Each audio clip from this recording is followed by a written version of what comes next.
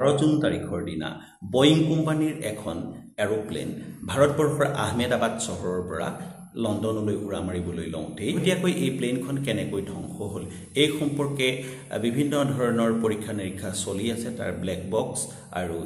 flight engine recorder পৰীক্ষা কৰি থকা হৈছে কিন্তু তাৰ আগতে শেহতীয়াকৈ 15 পৃষ্ঠাৰ এটাৰ ৰিপৰ্ট ইতিমধ্যে আহি পৰিছে আৰু এই ৰিপৰ্টটো মই অলপমান ইন্টাৰনেটত ব্ৰাউজ কৰি চাইছিলোঁ অলপমান চাইছিলোঁ আৰু চাওঁতে তাৰ প্ৰিলিমিনাৰী দুটামান কথা পাইছিলোঁ সেই কথাকেইটা ভাবিলোঁ আপোনালোকৰ আগত জনাও বুলি মনত ৰাখিব মই কোনো এৰোপ্লেনৰ লগত জড়িত ব্যক্তিও নহয় আৰু এই সম্পৰ্কে বহুত বিশদ অভিজ্ঞতা মোৰো নাই কেৱল মাত্ৰ সেই ৰিপৰ্টটোৰ ওপৰত ভিত্তি কৰি আৰু দুই চাৰিটা আনুষংগিক কথাৰ ওপৰত মই আলোকপাত কৰিব বিচাৰিছোঁ কথাটো হ'ল এনেকুৱা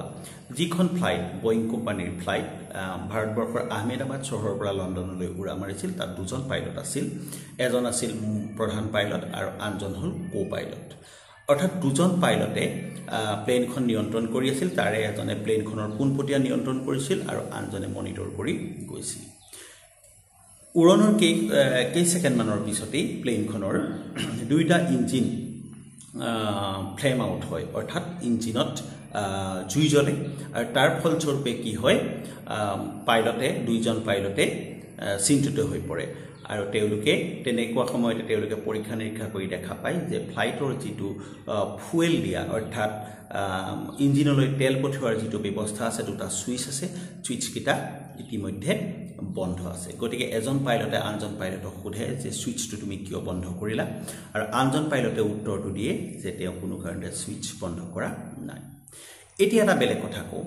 ফ্লাইটত সাধাৰণতে ইঞ্জিনলৈ তেল যাবৰ কাৰণে পঠাবৰ কাৰণে দুটা বিশেষ সুইচ থাকে এই সুইচকেইটাৰ ওপৰত প্লাষ্টিকৰ কভাৰেৰে সৈতে কভাৰিং কৰি থোৱা থাকে আৰু সুইচকেইটা এনেকুৱা নহয় অকস্মাত হাতখন লাগি গ'লে যেনেকৈ আমাৰ ঘৰৰ লাইটৰ সুইচটো অন হৈ যায় ঠিক তেনেকুৱা নহয় সেই সুইচটো দবাবৰ কাৰণে কষ্ট কৰিবলগীয়া হয় বা বহুত জোৰ দিবলগীয়া হয় তাৰ অৰ্থ এইটোৱে যে হঠাৎ কাৰোবাৰ হাত লাগি বা কিবা কাৰণত শৰীৰৰ অংশ লাগি সেই সুইচটো অফ হৈ যোৱা নাছিল অৰ্থাৎ সেই সুইচটো অফ কৰিবলৈ হ'লে এজন মানুহে ইচ্ছাকৃতভাৱে সেইটো অফ কৰিব লাগিব কিন্তু এজন পাইলটৰ চকুত পৰে যেতিয়া এই প্লেনৰ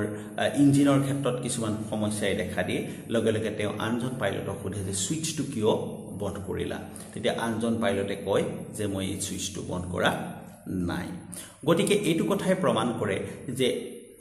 নিশ্চয় সেই সুইচটো হয়তো ভূমিৰ পৰাই অৰ্থাৎ য'ৰ পৰা উৰণ আৰম্ভ কৰিছিল তাতে সেই সুইচটো অফ আছিল আকৌ এটা প্ৰশ্নৰ সৃষ্টি হয় যদি সেই সুইচ দুটা অৰ্থাৎ ফুয়েল দিয়া দুইটা সুইচ যদি অফে আছিল প্লেনখনে তেতিয়াহ'লে টেক অফ কেনেকৈ কৰিলে অৰ্থাৎ আকাশ মাৰ্গ কেনেকৈ পালেগৈ গতিকে বিভিন্ন ধৰণৰ সন্দেহ আহি পৰিছে আৰু ৰিপৰ্টটোতো কোনো সেই 15 পৃষ্ঠাৰ বিশেষ ৰিপৰ্টটো খুব স্পষ্টকৈ ক'ব পৰা নাই যে কি কাৰণত আচলতে ফ্লাইটখনৰ ইঞ্জিন দুইটা বন্ধ হৈ গ'ল বা সুইচ দুটা কেনেকৈ বন্ধ হ'ল কিন্তু যেতিয়াই পাইলটে দেখা পায় যে দুইটা সুইচ বন্ধ আছে তেতিয়া তেওঁ এটা সুইচ অন কৰে আৰু তাৰ পৰৱৰ্তী সময়ত তেওঁ আনটো সুইচো অন কৰে আৰু এটা সুইচে ঠিক কাম কৰিবলৈ আৰম্ভ কৰে অৰ্থাৎ ইঞ্জিনটোলৈ তেল পঠাবলৈ আৰম্ভ কৰে আৰু আংশিকভাৱে ইঞ্জিনটো সক্ৰিয় হ'বলৈ লয় কিন্তু ইমান এখন ডাঙৰ এৰোপ্লেন ভিতৰত 250ৰ অধিক মানুহ সোমাই আছে সেই ফ্লাইটখনত সেই সুইচটো দিয়াৰ লগে লগে ইঞ্জিনটোৱে কাম কৰিলে সঁচা কিন্তু ইমান গধুৰ এখন প্লেন দাঙি নিবৰ কাৰণে যিমানখিনি শক্তিৰ প্ৰয়োজন হয় অৰ্থাৎ থ্ৰাষ্টৰ প্ৰয়োজন হয় সেই থ্ৰাষ্টখিনি আচলতে ইঞ্জিনটোৱে লাভ নকৰিলে বুলি ৰিপৰ্টটোত কোৱা হৈছে কথাটো যি কি নহওক খুব বেছিকৈ আমাক সময় নালাগিব চাকৈ প্ৰকৃত ৰিপৰ্টটো আহিবৰ কাৰণে কাৰণ ব্লেক বক্স আৰু ফ্লাইট ডাটা ৰেকৰ্ডাৰত ইতিমধ্যে গোটেই কথাখিনি পৰীক্ষা নিৰীক্ষাৰ পৰ্যায়তে চলি আছে আৰু এটা ডিটেইলছ ৰিপৰ্ট ওলাব গতিকে এই মুহূৰ্তত ক'ব নোৱাৰি যে পাইলট কেইজনে ইচ্ছাকৃতভাৱে সেই সুইচটো অফ কৰি দিছিল কাৰণ কিবা কাৰণত যদি পাইলটসকলে সেই সুইচটো ইচ্ছাকৃতভাৱে বন্ধ কৰি দিছিল বুলি ৰিপৰ্টত প্ৰমাণিত হয় বা প্ৰাৰম্ভিক ৰিপৰ্টটোতে কৈ দিয়া যায় তেতিয়াহ'লে ঘটনাটো এনেকুৱা হ'বগৈ যে বয়িং নামৰ কোম্পানীটোৰ কোনো সেই ক্ষেত্ৰত দোষ নাই দোষ আছে কেৱল মাত্ৰ পাইলটৰ অৰ্থাৎ সেইটো হিউমেন এৰৰ্ছ হ'ব তেতিয়া ইঞ্চুৰেঞ্চ ইত্যাদিৰ পৰা যিখিনি ক্ষতিপূৰণ পাবলগীয়া হয় সেইখিনি ক্ষেত্ৰত বহুত ইফাল সিফাল কথা আহি পৰিব দৰাচলতে গোটেই পৃথিৱী জুৰি বৰ্তমান সময়ত দুটা কোম্পানীৰ ফ্লাইটেই বেছিকৈ চলি আছে অৰ্থাৎ বিভিন্ন দেশে সেই দুটা কোম্পানীৰ ফ্লাইটেই কিনে আৰু সেই কোম্পানী দুটা ইতিমধ্যে মই কৈছোৱেই এটা হ'ল বয়িং আৰু আনটো হ'ল এয়াৰবাছ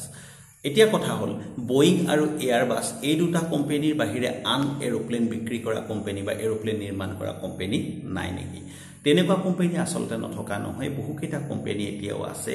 কোম্পানীকেইটাই চলি আছে কিন্তু গোটেই যিটো বিশ্বৰ বজাৰ সেই বজাৰখন নিয়ন্ত্ৰণৰ ক্ষেত্ৰত কিন্তু এয়াৰবাছ আৰু বোয়িংহে আছে আৰু ইয়াৰ কাৰণ হ'ল তেওঁলোকে একছত্ৰীভাৱে এই গোটেই ইণ্ডাষ্ট্ৰিটো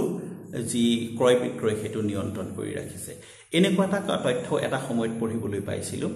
যে আন কোম্পানী এৰোপ্লেন বনাবলৈ হ'লেও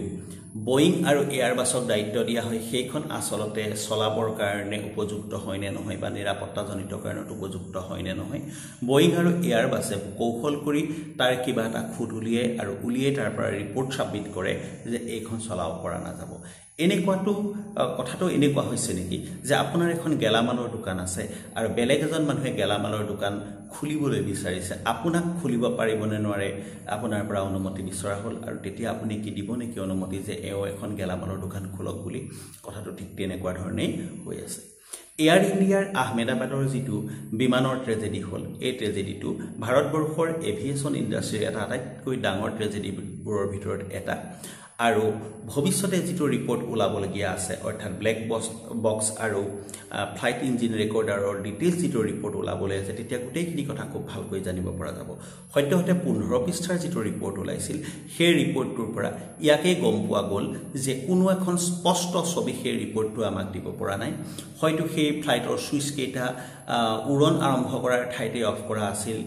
নে পাইলটে সেই ছুইচ কেইটা ভুলবশত অফ কৰি দিছিল বা ইচ্ছাকৃতভাৱে সেইকেইটা অফ কৰি দিছিল বা যিহেতু ফ্লাইট এখনৰ গোটেই কামখিনি মেক্সিমাম কামেই কম্পিউটাৰৰ জৰিয়তে চলে